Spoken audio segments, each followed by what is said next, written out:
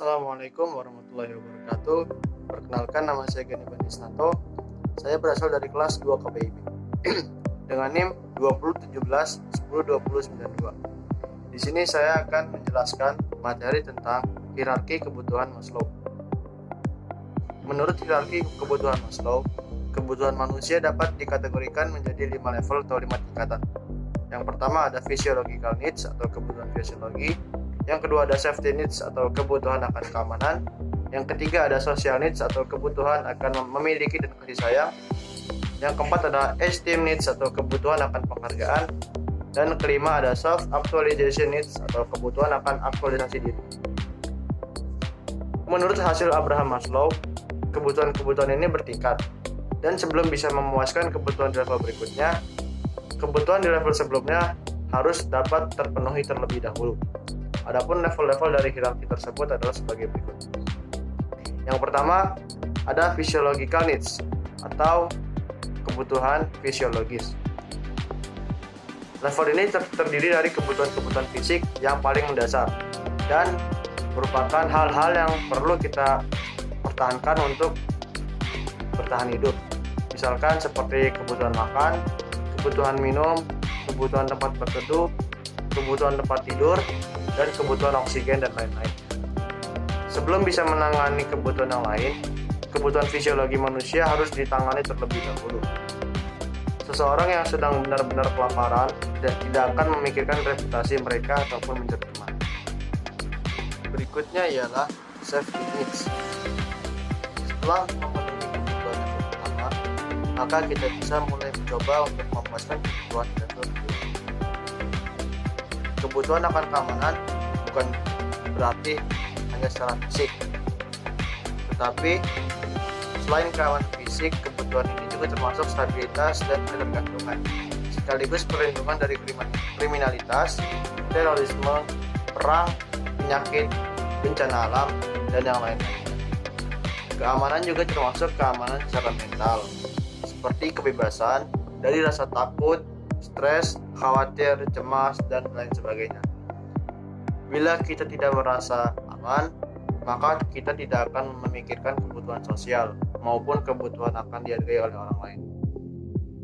Berikutnya ialah social needs atau kebutuhan untuk merasa memiliki dan mencintai. Kebutuhan kita untuk merasakan kasih sayang sekaligus perasaan memiliki dan dimiliki atau social needs yang dimaksud adalah kebutuhan manusia untuk merasa dibutuhkan agar dianggap sebagai warga komunitas sosial. Kebutuhan ini bisa termasuk keinginan untuk bersahabat atau untuk memiliki pasangan dan keturunan, kebutuhan untuk dekat pada keluarganya, dan juga keinginan memberi dan menerima rasa cinta. Berikutnya ialah esteem needs. Setelah mereka merasa bahwa kebutuhan fisiologi terpenuhi, keamanan mereka terjamin, dan bahwa mereka adalah warga dari komunitas sosial mereka akan memiliki esteem needs atau kebutuhan untuk dihargai. Kebutuhan ini adalah kebutuhan egonya atas keinginan untuk berprestasi dan memiliki prestis. Ini dapat termasuk keinginan untuk dihormati orang lain, ketenaran, pengakuan, perhatian, reputasi, dan kepemilikan status. Selain kebutuhan eksternal, manusia juga akan membutuhkan keyakinan pada diri sendiri, kompetensi, prestasi, kemandirian, kebebasan, dan penguasaan.